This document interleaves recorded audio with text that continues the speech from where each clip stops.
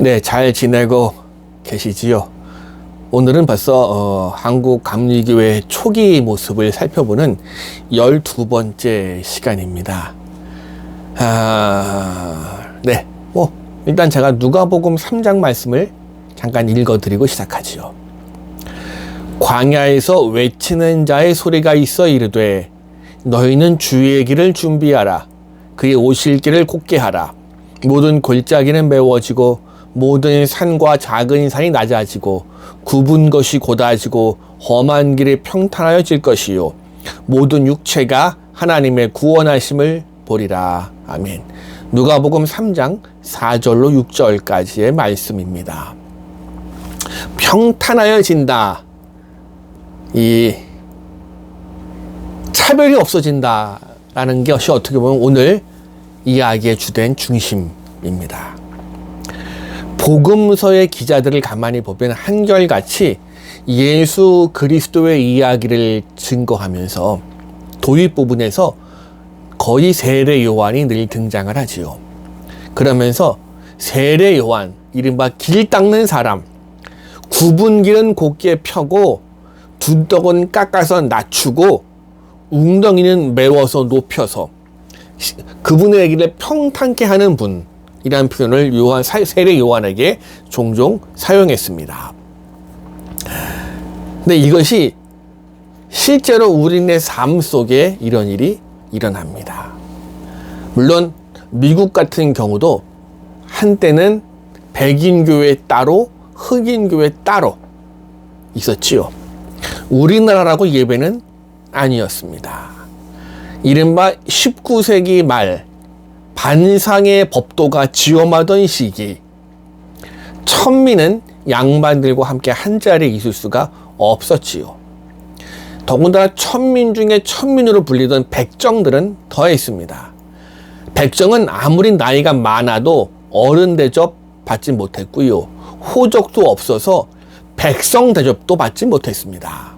결국 백정들끼리 촌을 지어서 집단으로 거주하는데 양반들에게 있어서 이런 백정마을 사람들은 이른바 인도식으로 말하면 불가촉 천민쯤 됩니다. 생각해보면 말도 안 되는 이야기입니다. 그들이 잡은 짐승을 갖다 먹으면서 백정은 사람 취급을 안 합니다. 1895년 정도였습니다. 1895년경 서울 관자골, 그러니까 지금의 관훈동에서 멀지 않습니다. 관자골에 있던 백정마을에 박성춘이라는 백정이 살고 있었습니다. 근데 이 백정이 하루는 중병에 걸려서 죽을 위기에 처했는데 미국 북장로의 선교사 무어가 이 이야기를 듣고요. 자기가 운영하던 예수교 학당에 다니고 있던 이 박성춘의 아들 박봉수를 통해서 이 이야기를 접했습니다. 그래서 무어 선교사는 재중원 선교사, 오늘날 세브란스 병원의 전신입니다. 재중원 선교사 에비슨을 데리고 이 관자골을 찾아옵니다. 또 이 에비슨 선교사는 뛰어난 의술로 한때는 고종의 주치인으로 또 했는데요. 고종의 주치 어이입니다. 어이가 백정마을 관자골에 등장했다? 처음 있는 일이지요. 에머슨 선교사가 정성을 다해서 박성춘을 치료합니다.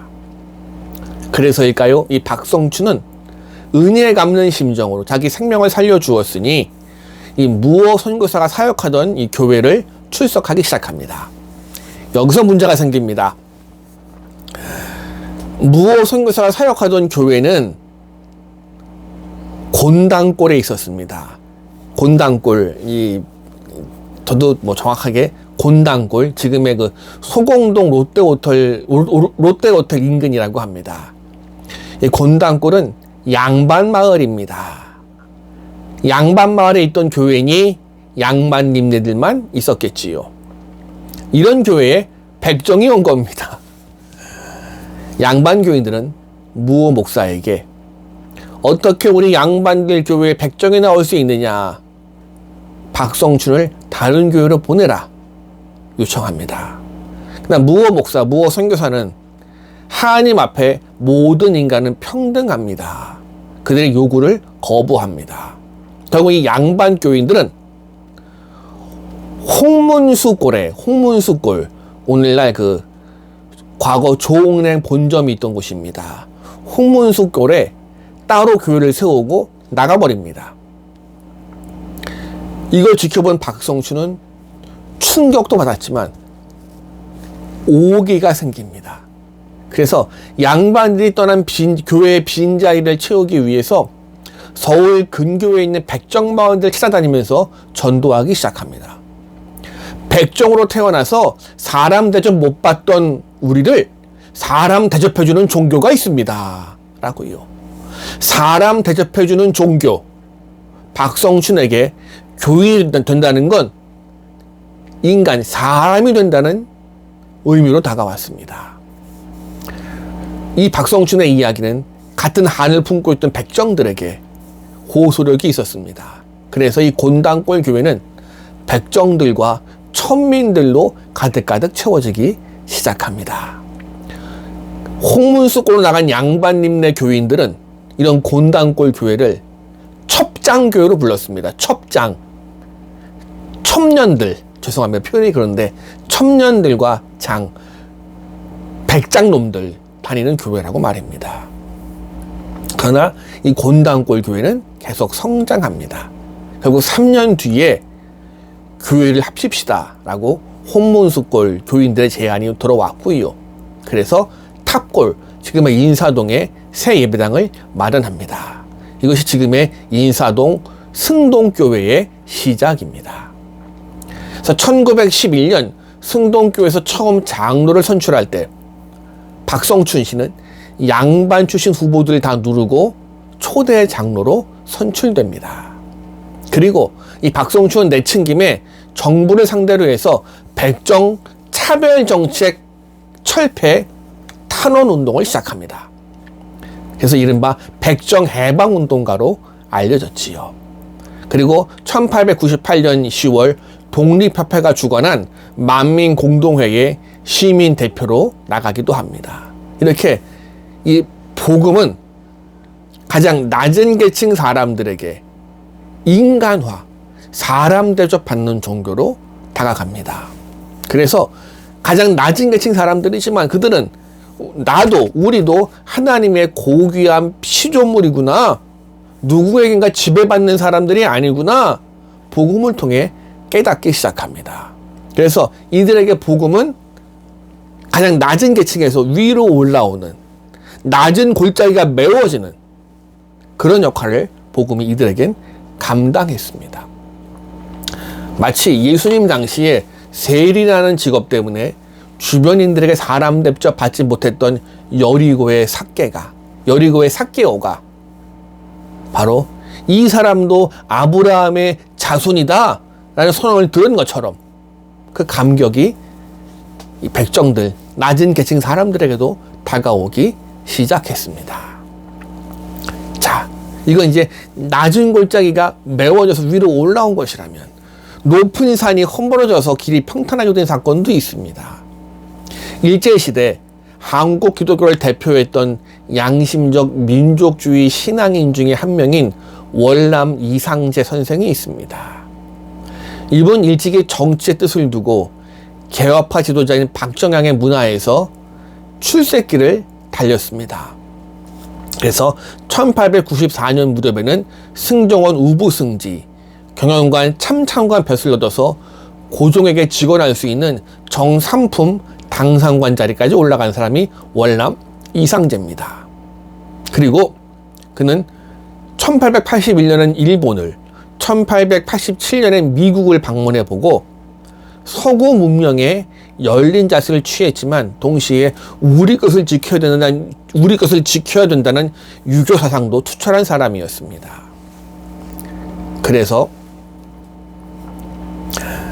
1896년 미국에서 기독교인이 돼서 돌아온 서재필과 윤치호 씨가 독립협회를 만들었을 때 재밌는 게 이 월남 이상제, 이 독립협회의 부회장으로 참여합니다. 그러면서도 집회 때마다 이 독립협회를 만들었던 서재필과 윤치호 씨는 집회 때 찬송가 부르고 기도하면서 이 독립협회를 이른바 기독교적 시민운동으로 끌어가려고 하는 걸 이상재 씨는 계속 끝까지 반대합니다. 그랬던 그가 1902년 보수파가 꾸민 정치적 음모에 걸려서 감옥에 갇힙니다. 이 감옥엔 독립협회가 해산된 이후 자신처럼 갇힌 정치범들로 꽉 차 있었다고 하지요.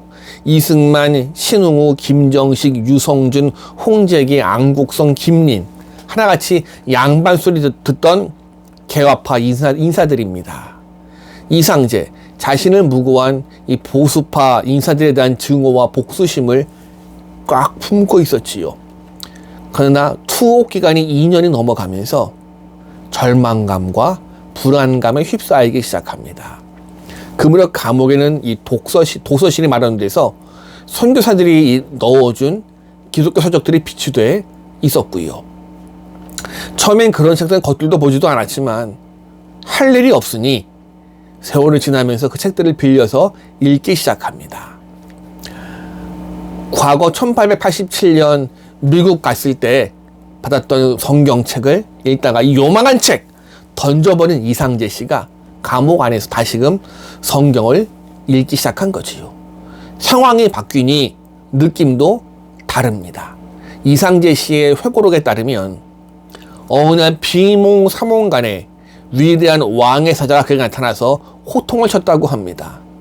내가 내게 믿을 수 있는 기회를 2번 주었는데 그때마다 거절했구나.